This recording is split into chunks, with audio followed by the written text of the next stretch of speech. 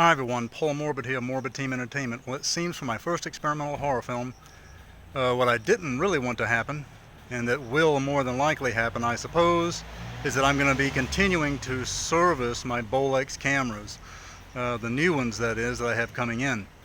I have some more on order, and sometime after the first of the year when those do arrive, I'm going to have to continue to service those. But in the meantime, sometime in 2021, the latter part rather, I'll have to go ahead and start shooting my first experimental horror film.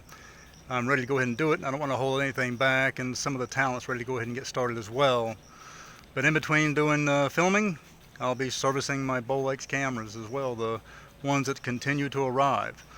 And as I'm going to be shooting with a good handful of these, it'll be able to get the best effect that I'm looking for. Alright? Paul Morbid of Morbid Team Entertainment. Do subscribe to our YouTube channel, like and share our videos, join our Morbid Team Entertainment barter, buy and sell group, put a like on the Morbid Team Entertainment page, and do join Avant Garde Films Philippines. Thanks a lot, and bye-bye.